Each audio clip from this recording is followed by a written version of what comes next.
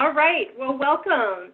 My name is Jen Kovich-Bordnick. I'm the CEO of the Ehealth Initiative and Foundation in Washington, D.C., and we're delighted that you're able to join us today for this wonderful topic and this incredible group of speakers we have. We're so fortunate to have with us this afternoon, and I want to thank you again for joining us today. So the next slide, Claudia.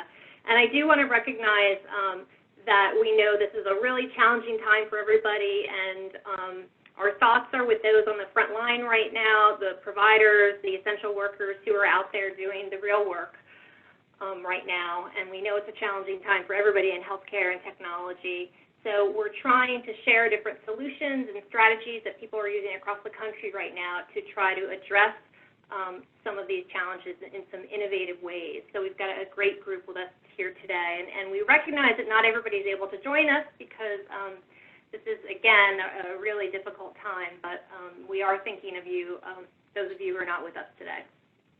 So if we could just go to the next slide there. A couple of housekeeping items. So everybody's muted right now, but we are interested in your questions. If you do have a question, there's a little box at the bottom there. It says Q&A. So go to that Q&A, that's questions and answers, and type in there your questions.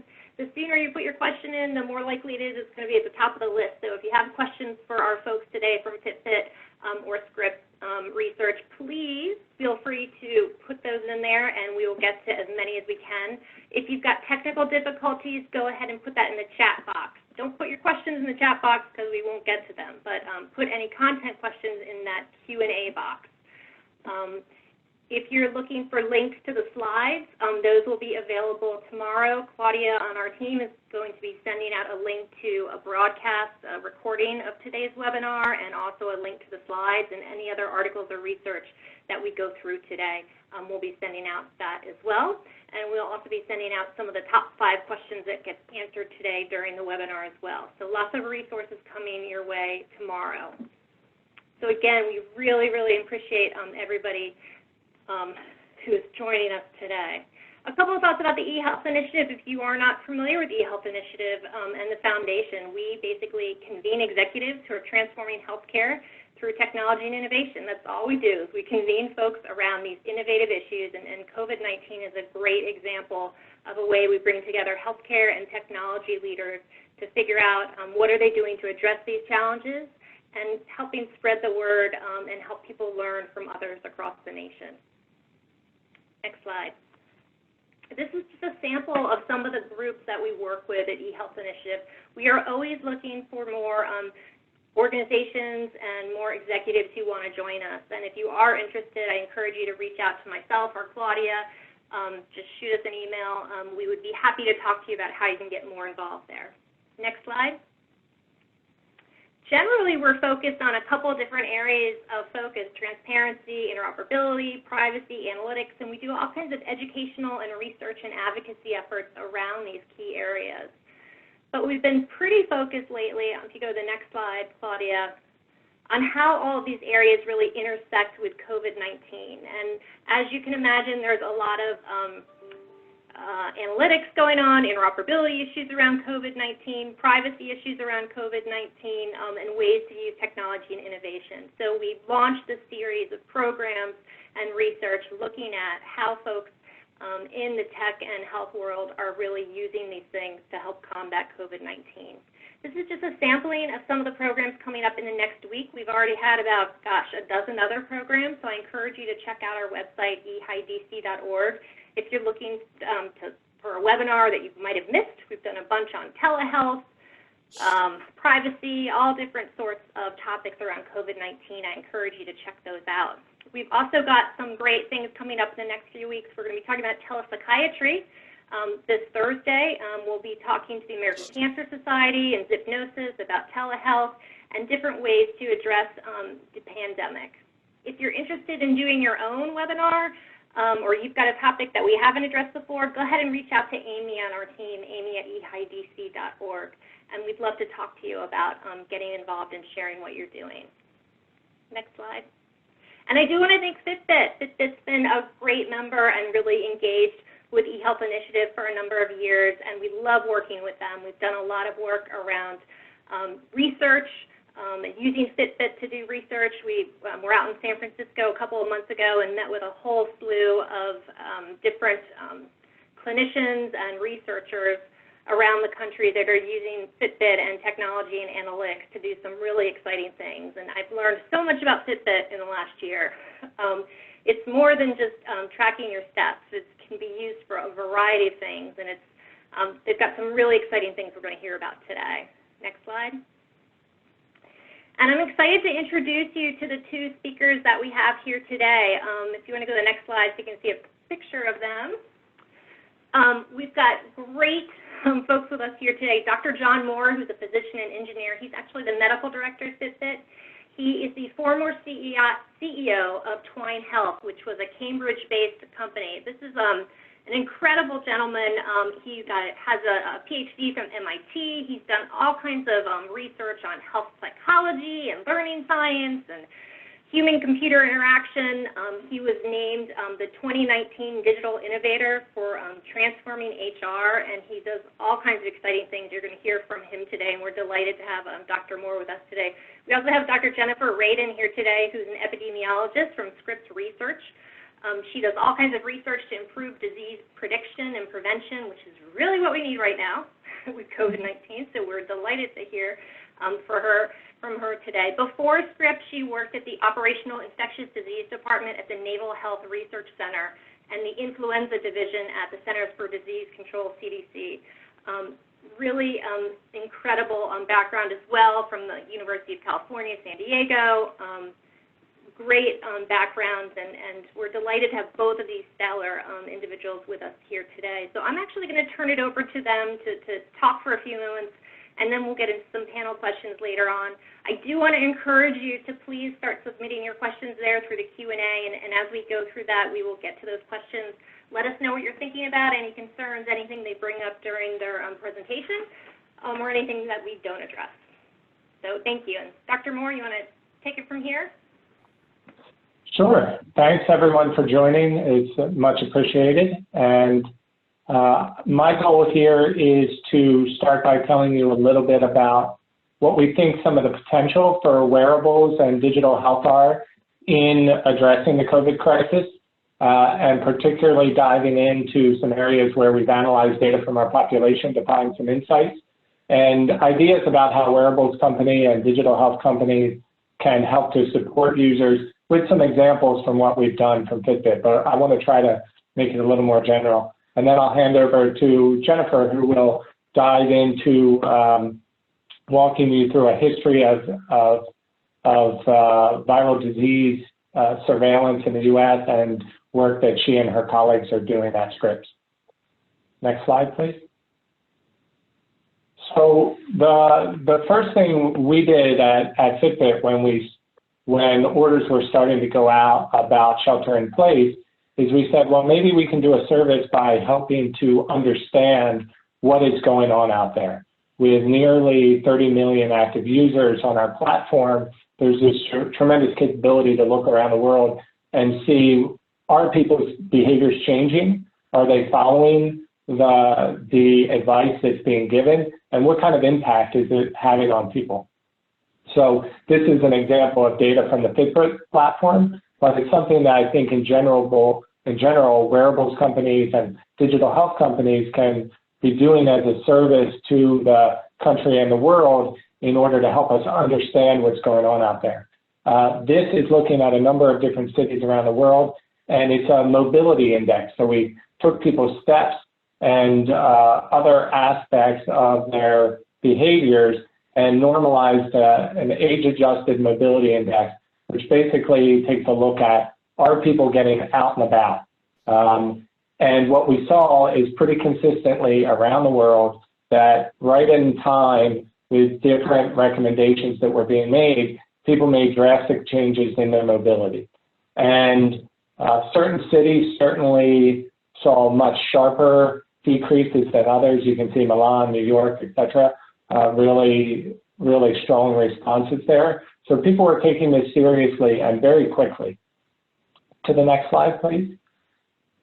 We also took a look at people of different age ranges. When this first started happening, there were some news reports about maybe certain demographics were taking these recommendations more seriously than others. What we found is that across different age ranges, everyone was making changes in their behavior. And it actually turned out that folks that are younger were making more dramatic changes in their mobility over this time. So this talks a bit about some of the passive behaviors. And if you go to the next slide, so not the passive behaviors, but things that we collected passively about people's behaviors. Here is a bunch of sentiment that we received from folks that participate in our health coaching. So Fitbit not only offers wearable devices, but we have software to help guide people in behavior change, and also health coaches that help support them in improving stress management, sleep, activity, nutrition. And this is a lot of the sentiment that we're hearing directly from people: more anxiety, loss of a sense of control, demands on time being a challenge, changes in mood, feeling like they should be doing more with the time that they have. So people are less mobile, they're feeling stressed, they're feeling overwhelmed. And so it gives us a sense of not just what people's behaviors are reflecting, but a bit about what they're experiencing emotionally as well. If we go to the next slide, this is where it starts to get quite interesting, that even though people are moving less and they're stressed out and a bit overwhelmed, we've been delighted to see that resting heart rate is actually coming down in individuals. And each of these lines is resting heart rate February, March, and April. You can see that month by month, it has been decreasing. And in addition, those people that get the most active minutes, those that are not necessarily getting the most steps, but they're being active different ways, right? Because now they're more constrained. Those that are being the most active are also getting further decreases in heart rate. Now, we usually know that that is a phenomenon, right? If people are more active, their hearts are healthier, and their resting heart rate tends to come down. But during all of this, even though people are more stressed, even though they are less mobile, in our population, now we don't know if this is true of the population in general, but in our population of Fitbit users, their resting heart rate is coming down. And if you go to the next slide, in addition, what we're seeing is people are sleeping more, and they're sleeping with more regular schedules. Now, that's one of the reasons why we think that resting heart rate is coming down. Research typically shows that if people sleep more and sleep in more regular patterns, that they're likely to have improvements in their heart health and decrease in their resting heart rate. But the other exciting thing that we've seen is that although people's steps are going down, their active minutes are actually going up. So the previous slide I showed you showed that if your active minutes go up and your resting heart rate comes down, but that doesn't say anything about whether people are actually getting more active minutes or not. What we found is that people are. And that is a lead-in to talk about some of the things that we're doing to help people, which we think are opportunities for wearables companies and digital health companies to make a difference in this time. And this data just shows some promise that what we're doing is actually moving the needle there. So the next slide, please. So when we think about our mission at Fitbit and what is possible with companies that are trying to make a difference here, there's 5 main areas that we think are an important focus. Help people feel safe, active and healthy, connected, supported, and informed. So I'll walk through each of those quickly. So the first one, safe. Obviously, if we go to the next slide, there's a lot of different interventions that people might put in place to help people feel safe. There are companies working on contact tracing to help people understand if they may have come into contact with others who have been exposed to the virus. One of the things that we've done at Fitbit is a watch face that reminds people about hand washing and gives them the ability to set different cues that they might want in order to help them to develop healthy habits around hand washing. Next slide. Another is to help people stay active and healthy. So this is an area where we think we've had a big impact. Like I said, although people are getting fewer steps in our community, people are getting more active minutes. Part of what we've done is we put out a 3 months free of a product that we have called Premium to everyone. We just wanted to help make a difference. This product has at-home workouts of all different types: yoga, high-intensity interval training, easy, lightweight bodyweight exercises, dance, cardio, etc. It also has mindfulness exercises. These are all aggregated from some top folks around the world, so we didn't produce all of this content, but we bring it into one place for our users. And we also give them these things called guided programs that day by day help them break change into small bits and make it easier. So instead of just tracking your data, giving people more guidance and more media in order to help them stay active, improve their sleep, decrease their stress. And people have flocked to this because now that they're at home, they can't go to the gym, they can't get out outside to do some of their typical workouts. They're taking advantage of being able to do things virtually with family members and friends. And we think there's tremendous opportunity for companies in this space to make a difference by bringing to bear services that will help people in breaking free from the traditional ways of eating better or exercising more or sleeping better, and giving them content and tools that allow them to react to the current constraints upon them. Next slide. Another is helping people feel connected. We talk about social distancing. Lots of people, I think, have gotten it right and said, no, it shouldn't be social distancing. It should be physical distancing with social connections, right? We shouldn't be socially isolating ourselves from each other. We should just be physically isolating ourselves from each other. So what can we do socially to keep inspired, keep healthy, keep interacting with each other, to keep each other's spirits up? That's a huge opportunity for digital health companies.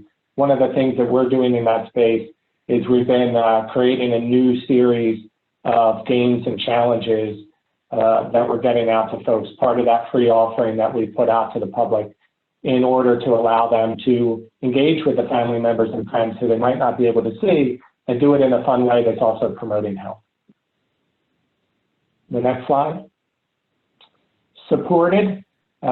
We also offer health coaching. And so the health coaching is trying to combat a lot of the things that we heard from people about being stressed and anxious and feeling overreached.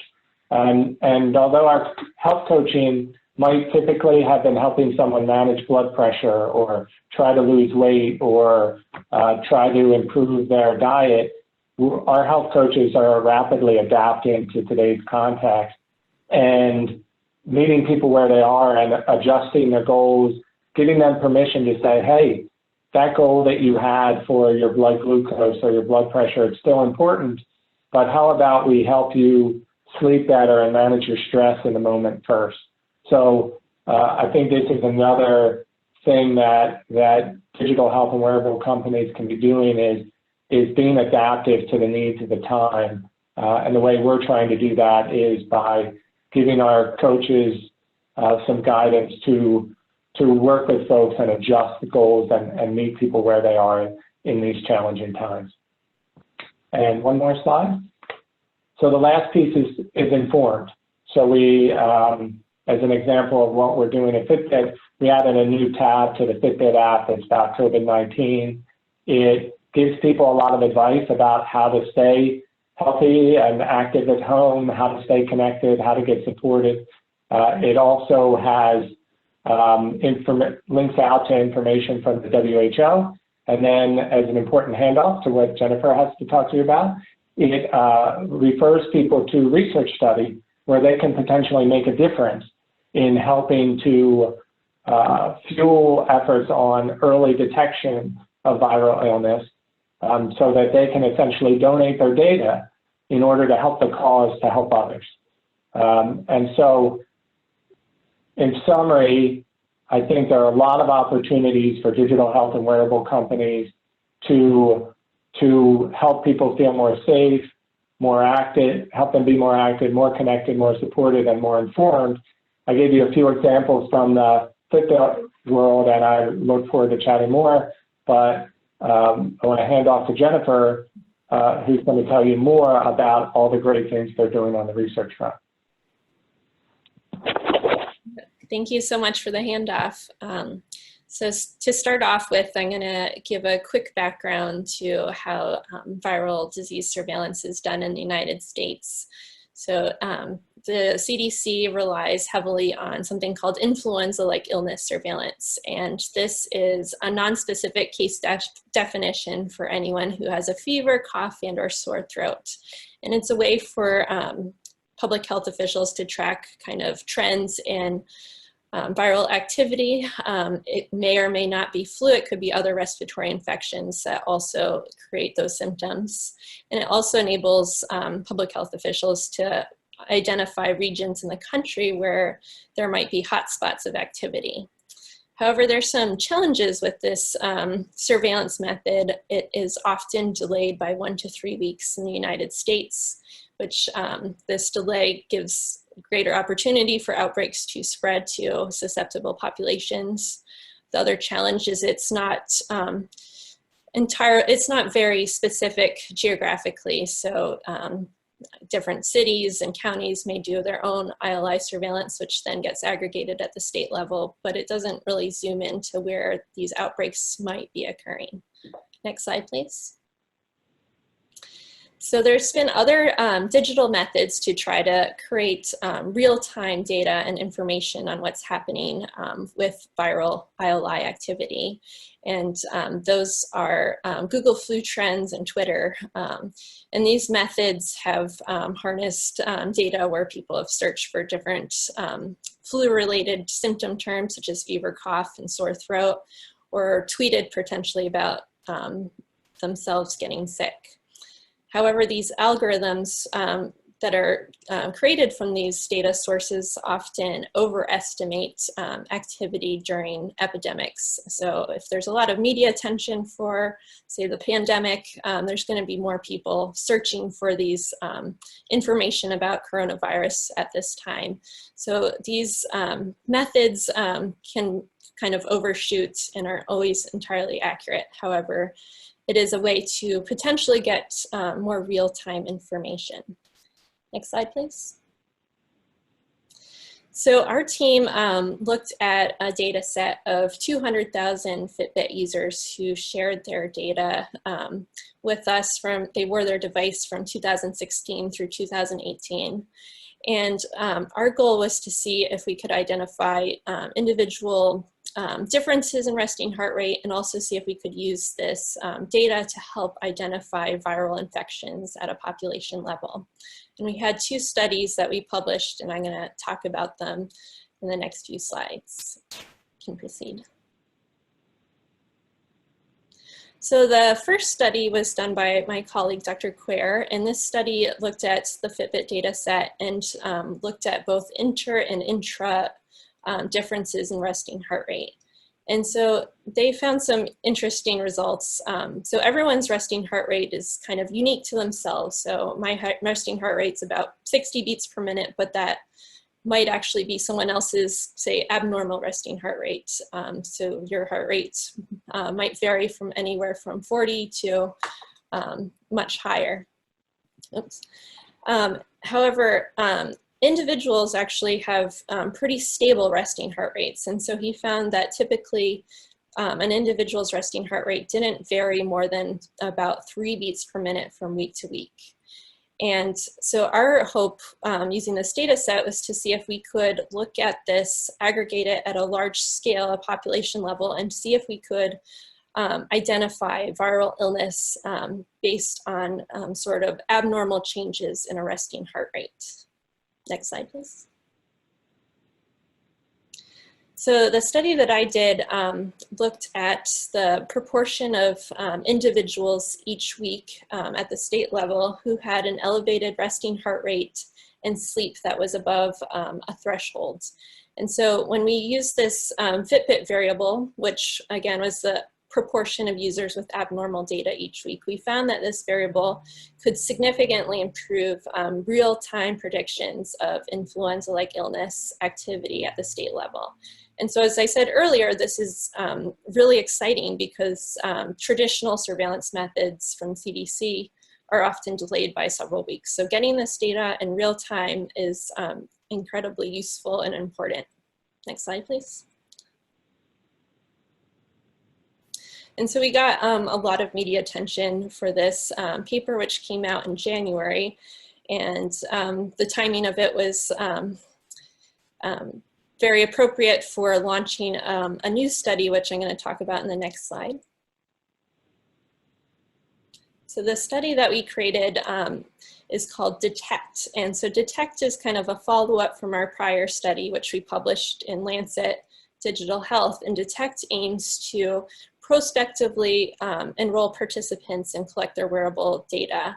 So people can join by downloading the app called My Data Helps, which is available in Android or iOS.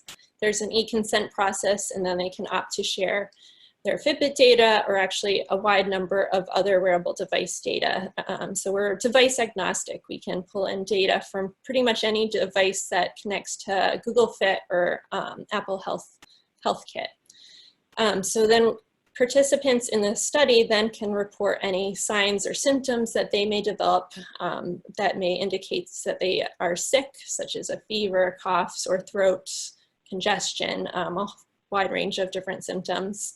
And they also have the option to connect their electronic health records.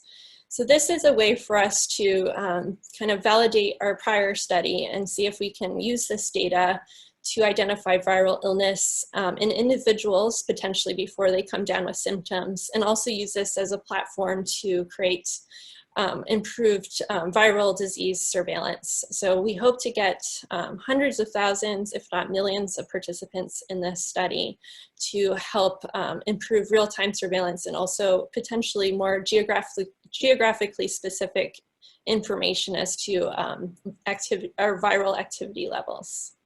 Next slide, please. And so this kind of shows what the basic app looks like. Participants can connect their Fitbit or other wearable device through the app, and it shows their resting heart rate from day to day.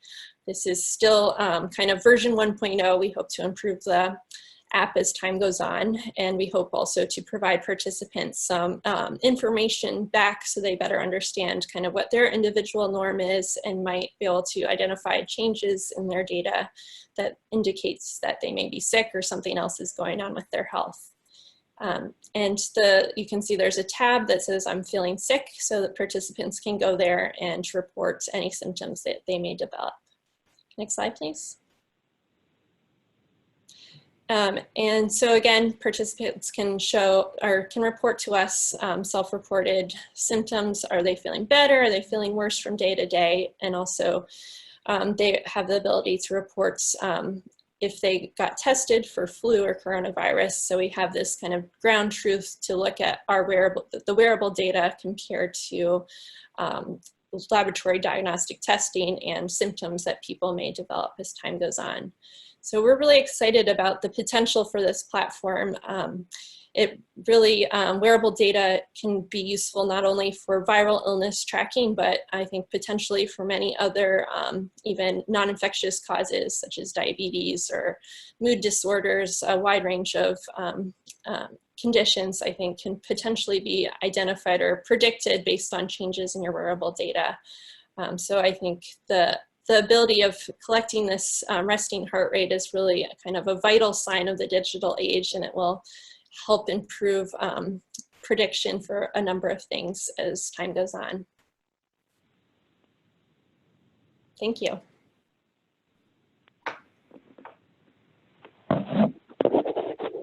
Great.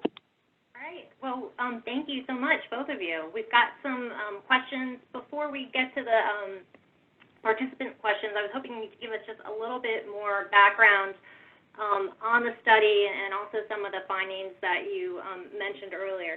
Dr. Moore, one of the things you talked a little bit, and you alluded to this a little bit, about some of the behavioral changes, and you would ask them how they were feeling and other things. Can you talk a little bit about how did you ask or get that information, and what were some of the biggest changes that you noticed? Yeah, so the first set of data that I talked about mobility was all passively collected data, anonymously reported out, right? Same thing with sleep. That was all collected from our sensors. And then some of the sentiment was more general trends that we're hearing from those that are participating in health coaching, just conversationally with our health coaches, with the population. We sat down with our health coaches and said, all right, what are people saying? What are they concerned about? How can we lean in to help even further? How can we adapt what we're doing? And so that's where some of that sentiment came from, was an exercise of us putting heads together about what are people experiencing and where can we help most. It was more anecdotal. It wasn't a formal survey. Yeah, that was not a formal survey. Do you think that people are making changes more easily because they're at home? I mean, what do you think is going to happen when people go back to work? I think it's a real mixed bag. I think that everyone has very different situations, you know, with daycares being closed and schools being closed and people's individual work situations. I think some people have been able to adapt, and in some ways they've had a little more flexibility around their activity, nutrition, sleep, and mindfulness that has allowed them to adapt and still keep up on some of those. I would say of those four, the one that people are struggling with the most is the stress management piece of it. And then I'd say there's another large cohort of folks for which this has made things much harder for them because of individual scenarios. But the interesting thing that we're seeing at an aggregate basis in the Fitbit population is that people overall are getting more active minutes, are sleeping more regularly, but are overall feeling more stressed. And so we're trying to lean in a lot on that stress piece, figuring out what can we do to help people mitigate that. And so that's some exciting direction that we're seeing, that despite all of this, people are steadily improving on some fronts, but on other fronts, we were trying to lean in to provide extra help.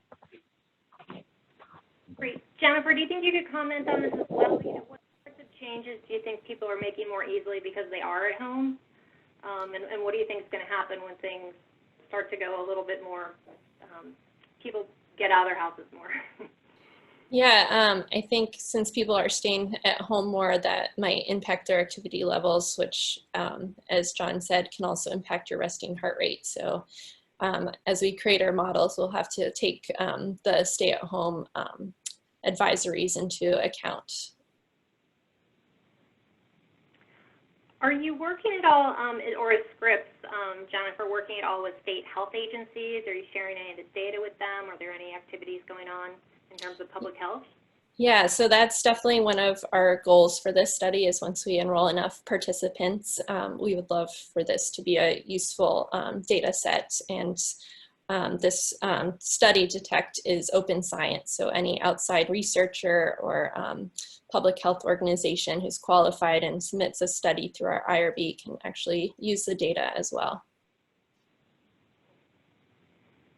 And John, what are some of the challenges in terms of the study? And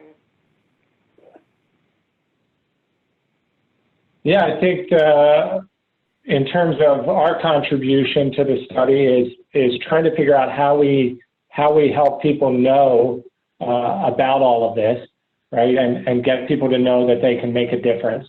So that's one of the big pieces, and we're trying to lean in to help our population know and help as many people out there know that they can contribute to this and that it has the chance of having an impact on the population. the challenge with COVID in particular, and as Jennifer spoke, the research is more general than that. It covers COVID, it covers influenza, other influenza-like disease. But with COVID in particular, the asymptomatic period is really the tricky part of it. And that's that period before people even know to get tested, they are potentially shedding virus and contagious. And that's why we're having such trouble as a country and as a world containing this.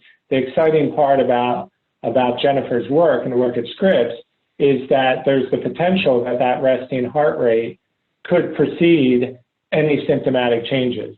And therefore, it has the potential to really make a difference in closing that gap and that period of time when people might be unknowingly spreading the virus. But that's also part of the challenge, right? How do you get people motivated and mobilized to contribute even before they've experienced anything about it? So that's, in my eyes, a big part of the trick. But I defer to Jennifer on more of the challenges here, as she's a deep expert on this. Yeah, the other challenge is creating something that people will hopefully be engaged with long term. So we're hoping for this to be a platform that people use for many years to come.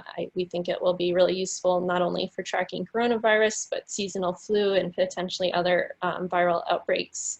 So we're hoping to create something that is engaging, and participants will hopefully learn a little bit about themselves when they participate. We also want to create something that's not overly time consuming. So once participants choose to share their data with us, there's not much work that they have to do until they develop symptoms. And let me just pick up on that, the language you just used, which is people choose to share their data with you. So we always get a lot of questions about privacy and consent, and do you want to just answer that question? How are people consenting to the use of their data? And yeah, so there's an e-consent within the app, which tells participants about the study and how their data is going to be used, and participants have the option to share as much or as little data as they want through this research app. So if they don't feel comfortable connecting their electronic health records, they don't need to. But we're hoping to create a really large population of citizen scientists around the country, and potentially even other countries, to help track coronavirus at the individual level potentially, and also at the population level, so to help them identify kind of what's happening in the area where they're living. I just want to repeat that for folks. So people are consenting specifically to participate in this research project. It's a specific research app, so there is patient consent. So anything else you want to add to that, John, or about the privacy or consent piece? No, in terms of our contribution to this at Fitbit, I talked about how we have that additional tab where we're letting people know efforts like this that they can contribute to. And so we're just saying, hey, if you're interested, this is a place that you can go. So it all circulates through that consent mechanism that Jennifer described. We're not consenting for them or anything. We're just letting them know the places that they can contribute, and hopefully inspiring people to be a part of that. But then all of it is handled through their consent mechanism. So how do people who want to join the study, so you've got a lot of people on the line right now, a lot of them wearing Fitbits. So if they're interested in joining this study or others, where should they go? Yeah, our study, you can download the app called My Data Helps, which is available on Android or iOS. And within that app, there's the Detect study, which is ours, where you can share your data to help us track coronavirus and other viral illnesses. Yeah, so Sarah, maybe we can put that out, My Data Helps. Yeah, and there's also, I believe, a link on the tab that John showed, the coronavirus tab within the Fitbit app. Yep, yeah, if you go right to that COVID-19 tab in the Fitbit app, it will have a link directly out to the study in order to save you typing in any addresses and make it easy to navigate directly there. Yep, right there in the bottom right. And then there's a couple of sections there, one linking out to the WHO, one linking out to research studies, and one linking out to resources about how to stay healthy at home. So I know, I mean, if anybody's out there and you've got a Fitbit and you can participate, that would be great. I know it's always hard to find people to participate in any, if you can spread the word also in your own organizations, that would be great as well, because we want to get as many people as possible, I think, involved in the research. One of the things, Dr. Moore, I want to go back to, or maybe Dr. Radin, that you had talked about before was tracking sleep and tracking stress, and have you been able to correlate anything in terms of sleep and anxiety or sleep and stress? So I want to make one quick point on that prior point, which is any wearable that you have, please travel to Jennifer's study, whether it's a Fitbit or another wearable. We want everyone. This is a mission of world importance. So definitely don't want to make it a Fitbit only thing. This is really about everyone being able to contribute. So please, if you have an Apple Watch or other devices, please go to the Detect study and contribute there. And then, sorry. And then on the question about correlations around sleep, stress, activity, etc. I think we're at the very beginning of looking at correlations there. The ones that we have looked at in the context of COVID is active minutes and resting heart rate and sleep and resting heart rate, which are both already known to be correlated with resting heart rate. And we just looked at how they've been changing over time throughout the course of stay at home. And so I don't think there are really new findings about the correlation between sleep and active minutes and resting heart rate, except that we are seeing these trends that people are getting more sleep, which is contributing to better resting heart rate, and getting more active minutes, which is contributing to more resting heart rate, which we didn't know we would find at first, right? We're worried that people are not getting out as much, they're stressed out. We were expecting that potentially people's steps and their active minutes might be dropping off, and their sleep might be dropping off. And we were excited to find that some of the efforts that we're putting in place seem to be making a difference to move the needle there. And I think over time, we'll start to look for other correlations that might be interesting in this unique time, while we continually look for correlations that are independent of COVID as well, right? You mentioned stress and sleep. The tricky thing with stress is, well, how do you quantitatively measure it? And therefore, how do you create those correlations? So trying to think about things like that in terms of how we might close some of those gaps, both in the moment and in today's crisis, but also more generally.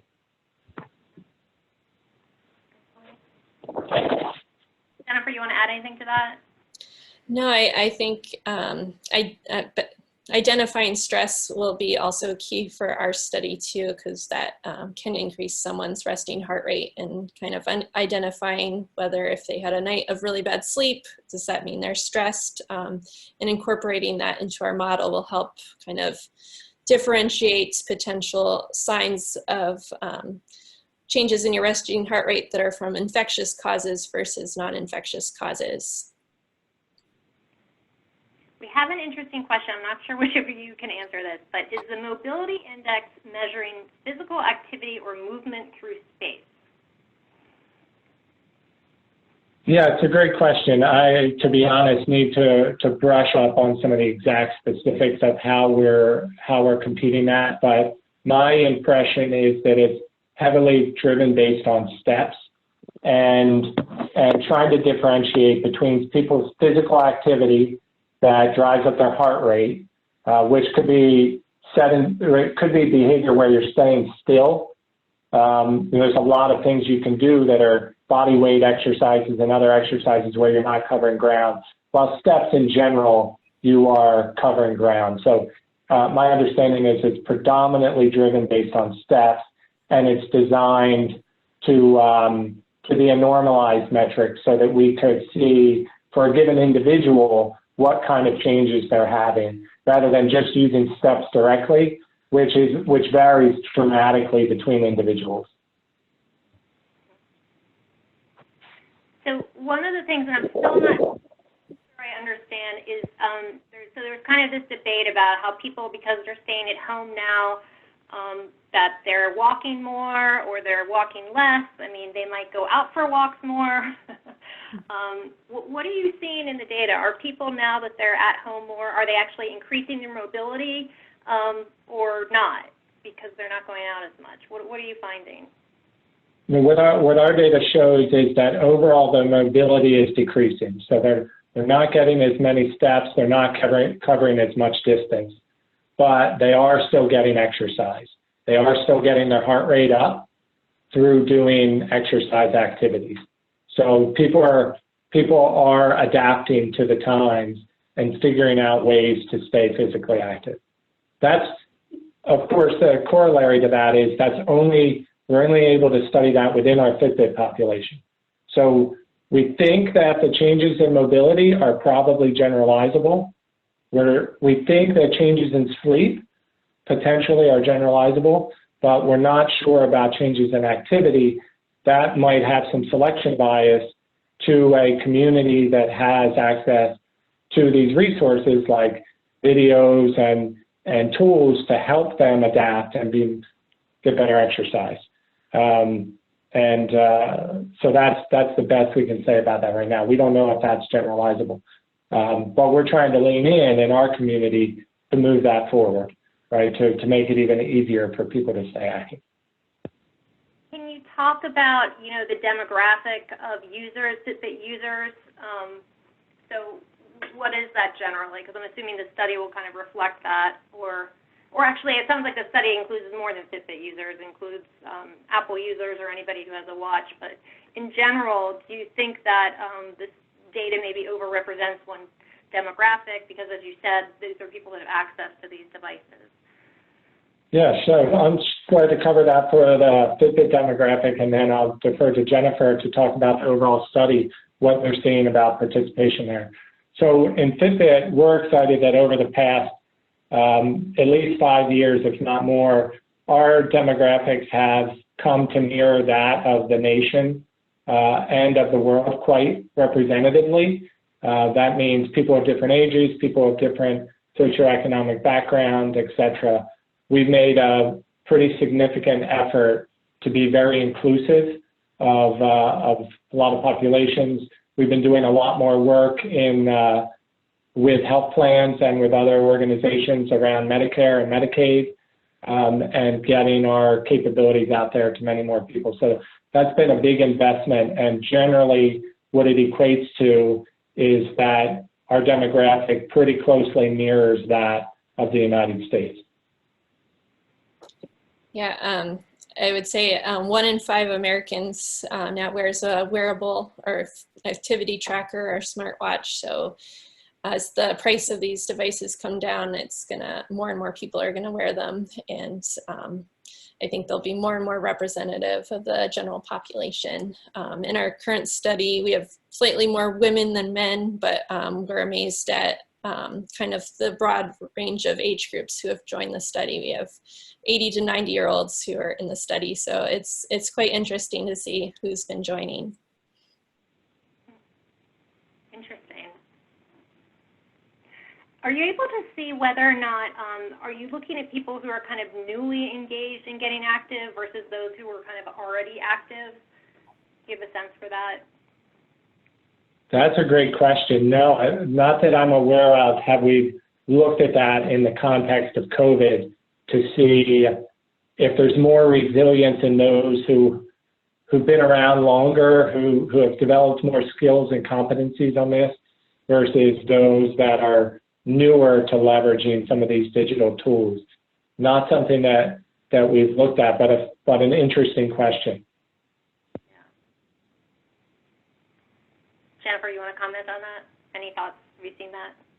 Yeah, I don't, nothing else to add other than what John said. What about employers? I know there are a lot of employers that participate with Fitbit Health Solutions. Are they working with you at all, or able to kind of look at their teams or their employees at all? Any studies looking at employers? We've leaned in pretty aggressively with our existing employer customers to provide them with a lot of additional services just like we've done with the consumer population, trying to provide more above and beyond what we normally do in order to help out with the cause. And any employers or health plans or others that are interested in working with us, we have a bunch of things that we're trying to do to help out with the cause in the short term, above and beyond what's part of our normal business practice. And we hope that by getting more of those folks involved, we continue to help fuel the effort by Jennifer and team. So the more people we have participating in Fitbit's ecosystem, hopefully the more people become aware about the research, whether they're involved via consumer, via health plan, via an employer. It doesn't matter. Everyone is eligible to participate in this kind of research. Do you think that ultimately this research could help predict conditions or other than COVID-19 or other than flu?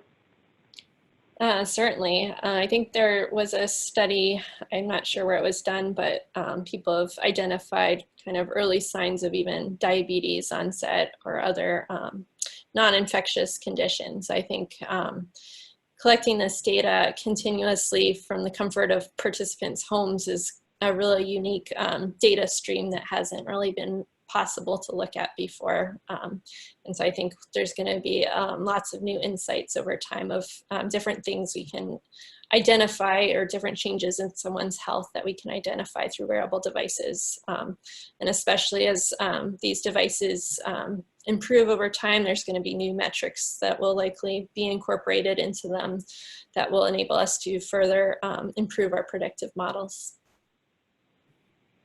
Yeah, I completely agree with Jennifer that there's a big opportunity for, as wearables have more and more sensors that collect all of this data day in and day out, it has the potential to really leapfrog some of the efforts that have been in monitoring discrete measurements like blood glucose here and there, or blood pressure here and there, or as we have more and more of these measurements that are being recorded in people's sleep throughout the course of the day, it's going to change our understanding of a lot of these diseases.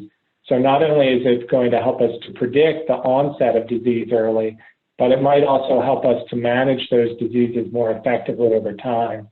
Because as we get into more and more personalized medicine, the more we're able to see specifically how particular medications affect particular people, or how a particular person's genome correlates with their phenotype and the kind of biometric data that come off of these devices, which is an effort of Jennifer's colleagues at Scripps in the larger All of Us study that aims to collect data from hundreds of thousands of people with EMR data, wearables data, and genome data, et cetera, to really help to understand all this. I think the potential is huge.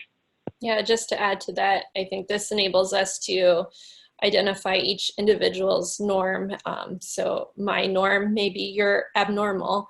So traditionally, a normal heart rate was 60 to 100. So now we're kind of getting more individualized normals so that we can identify potentially subtle changes that may indicate that something's happening to your health. I'd like you to go back to something you talked about at the beginning too. Dr. Moore, you spent a lot of time on resting heart rate and how that has really significantly gone down. For those that are not clinicians on the line, can you tell us why that's important, and what does kind of a lower resting heart rate mean in terms of your health, and why that would be a good thing or a bad thing, and for the general population?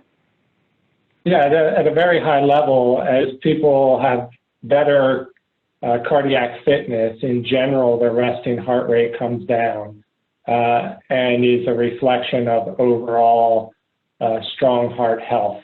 And different things that people do can improve that. As I mentioned, the more physical activity they get, particularly physical activity in which their heart is working at particular rates in certain zones of activity. Our national recommendations are that people get a certain amount of moderate physical activity and a certain amount of vigorous physical activity, which really and generally references people being in different ranges of stressing their heart in a controlled way. That, in turn, gets that heart muscle into shape, and it gets it into a position where, on average, it's beating at a lower rate.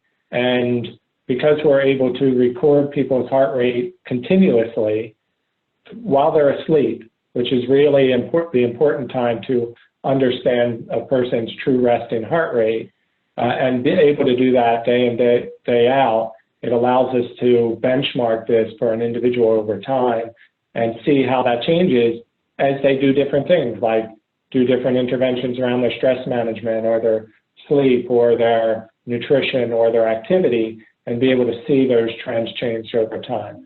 And the tools make it easy to see that. I've been tracking my resting heart rate as I've worked on different exercise and been able to see measurable changes in it over time.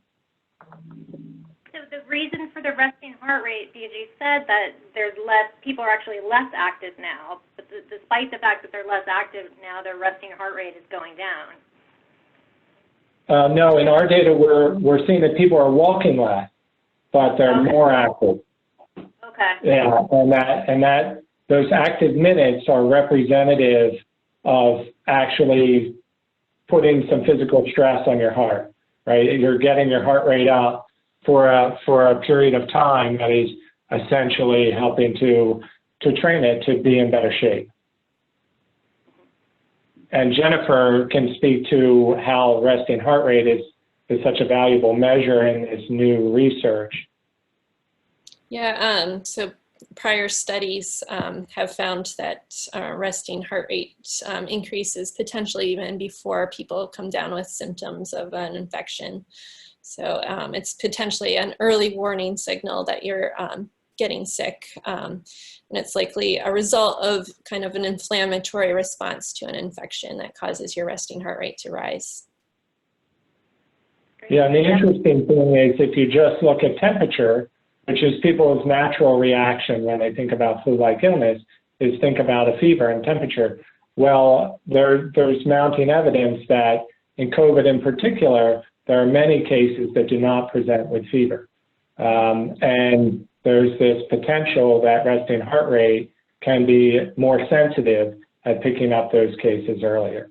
Now, obviously, over time, as we can include multiple variables, resting heart rate variability, respiratory rate, temperature, et cetera, the more you combine together, the more likely it is that you can have sensitive and specific algorithms for detecting these diseases.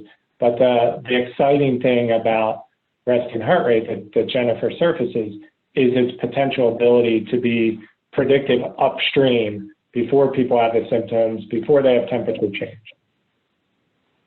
So how long until we know, Jennifer, if it is, there is a way to detect it? Yeah, so we're starting to look at the data already. We have near 20,000 participants in the study. So hopefully soon we'll be able to see if this works prospectively, as we found it worked in our retrospective study that we published in the Lancet. So yeah, hopefully soon. Great. Well, we will look out for it. So I want to thank you guys both for joining us today. Dr. Moore and Dr. Radin, really appreciate this. This has been fascinating. And remind folks, we will be sending out materials, a link to the webinar, a link to, I think we mentioned a couple of different places where you can sign up for the study, or we'd like you to share information about the study.